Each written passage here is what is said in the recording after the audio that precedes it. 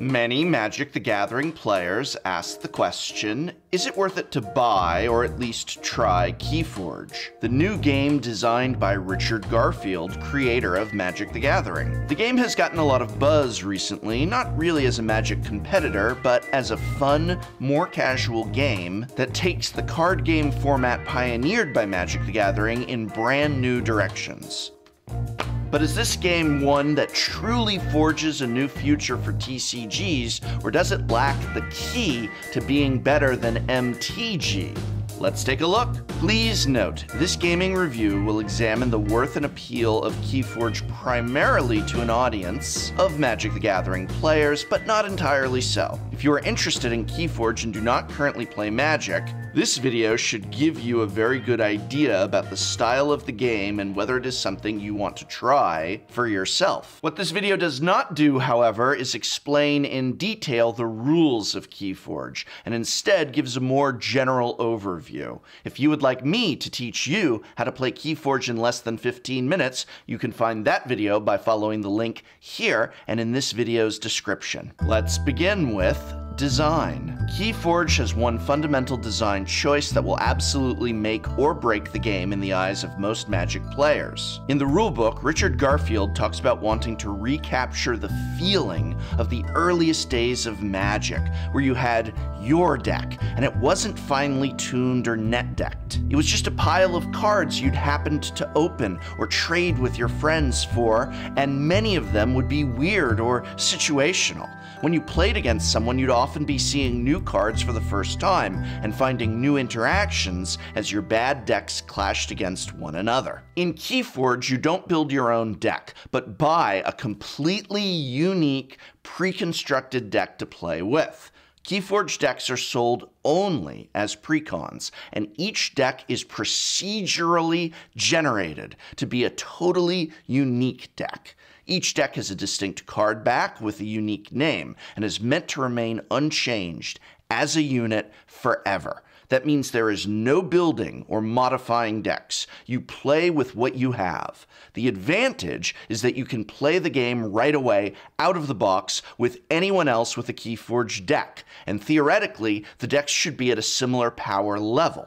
The disadvantage is that you are stuck with what you get. You can't change it, you can only buy a different deck. The product. There are two ways you can buy Keyforge, a starter set and an individual deck. The starter set retails for $39.99 and contains the following: 2 tutorial trainer decks designed to be played against each other, 2 sealed regular Keyforge decks, a rules booklet, status tokens and status cards, chain trackers, amber tokens, and 6 key tokens, which is enough for 2 players. The main appeal of the starter set is that you get the official tokens and counters, which always makes the game more flavorful and pleasant to play. With the 2 Keyforge decks included being $20 to buy individually, that means you are paying a big premium for a starter guide, the 2 trainer decks, and the tokens, basically $20 for all the added perks. There is a shortened rulebook included, but the full rulebook is only found online. And this is all kind of a moot point though, since at the time of this recording, starter sets are sold out almost everywhere or selling for an outrageous markup on the secondary market. But when they do get back in stock, you should consider if the tokens and status cards and trainer decks are all worth $20 to you. Personally, I feel it is a big markup, but I find gameplay incredibly more enjoyable and easier to manage with all of the tokens and status cards.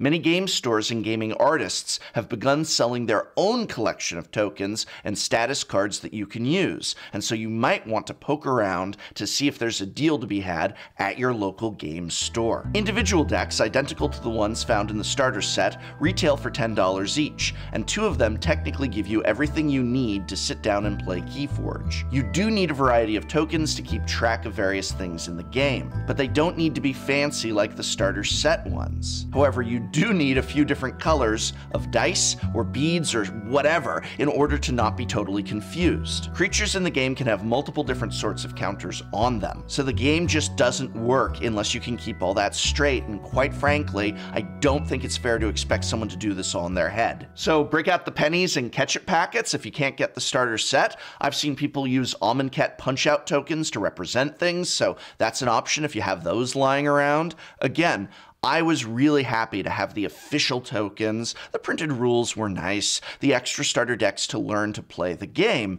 As a one-time investment, $20 extra to learn to play and to have everything I needed, it's not bad, but it is indeed a high markup. You can decide for yourself if that extra $20 is worth it to you, since 2 decks and a variety of tokens is all you really need to play. Each deck contains 36 cards that make up the deck, as well as 1 special title card, with an inventory of the other cards that's just there for bookkeeping. The deck box is reusable to hold your deck if you're very careful about how you open it, but most likely you're going to rip it and then you're going to have to find somewhere else to store them. This is likely a trade-off to stop people from tampering with the random decks, but it is a shame that the box has to be so useless long-term. Luckily, there are a variety of deck boxes already on the market, and these cards fit in standard-sized sleeves. In other words, if it works for your Magic cards, it will work for your Keyforge cards. Each deck has a unique name and card back, randomly generated by some means. Some of these names are quite funny, and they somehow let a few weird ones slip out.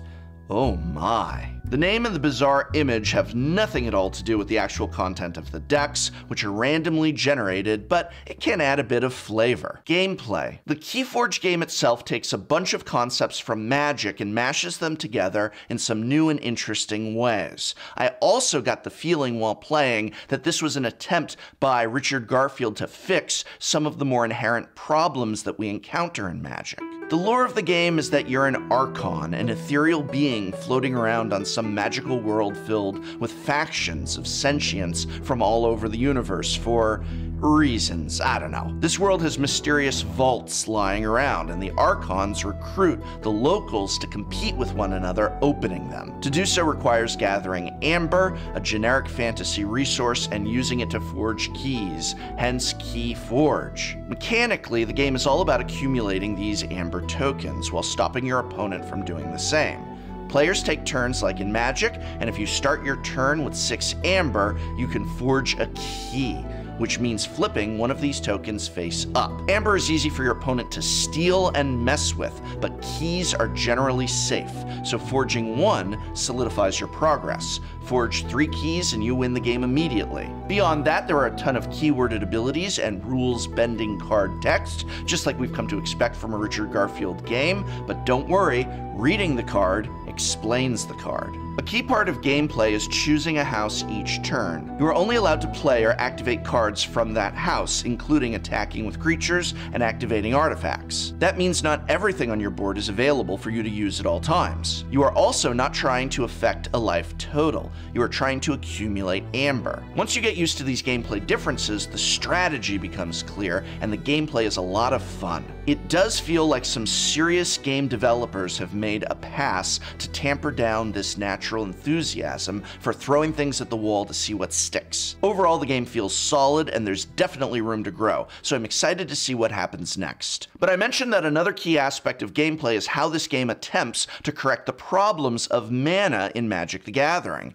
As many Magic the Gathering players know, mana screw or mana flood, in other words, having too little or too much mana, can be a big disappointment as it causes you to have turn after turn with not a lot, if anything, you can do. Keyforge very clearly tries to fix this by eliminating any mana-like resource altogether from the game, and instead giving the deck the 3 houses. At the start of your turn, you name which of your houses you'd like to use that turn, and then you can play as many cards from your hand from that one house, as well as attack with cards from that house. At the end of your turn, you draw back to a full hand, meaning that no matter what, at the start of each turn, you'll be able to name a house you have cards to play from or creatures to attack with. In other words, there is no mana screw. There will always be something to do. I really liked this system as a Magic player. I enjoyed that there were never dead turns where I just played a land and passed, but instead always had a lot to do.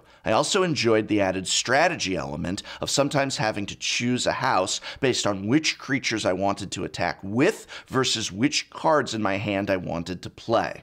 I overwhelmingly felt this was another of Garfield's attempts to correct one of Magic's issues, mana and the mana system, and I enjoyed this take on it immensely. Final conclusion. Keyforge is an intense strategy game that, while reminiscent of higher levels of Magic the Gathering gameplay, is still easy enough to learn, play, and enjoy. The Keyforge starter set is a handy add-on that provides tutorial decks, and even more importantly, all the tokens and status cards you need to play a game. While you can still play without these, having them really aids in smooth gameplay, but you are essentially paying a surcharge of $20 for them, assuming you can buy the set at MSRP. Magic players will likely enjoy the new takes on some of Magic's biggest problems. You can buy one pack and have a playable deck right out of the box. You don't ever have to buy anything else. And if your friend has bought a pack as well, or you have bought two, that is technically all you will ever need to spend to play this game.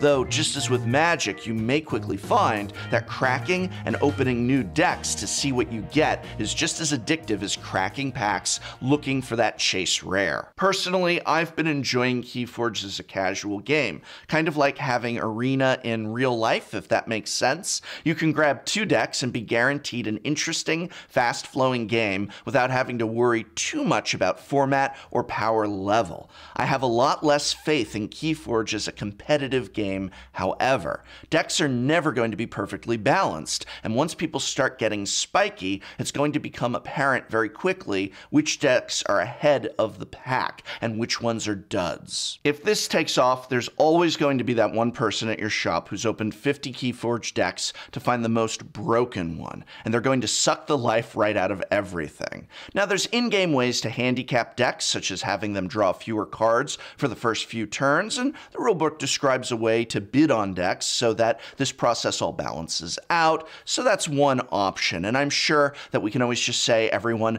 buys and opens up a fresh deck randomly. I still haven't seen any coherent plan to have a vibrant competitive scene like there is with Magic, so there's still a limiting factor to how far this game can really go. But now I want to hear from you. Have you tried Keyforge yet? And if so, what did you think? If you haven't, what do you think of the fact that there is no deck building in this game, that you just buy one pre-constructed deck and have to stick with what you get? Let me know in the comments below, and be sure to check out my other videos here or by following the links in the description.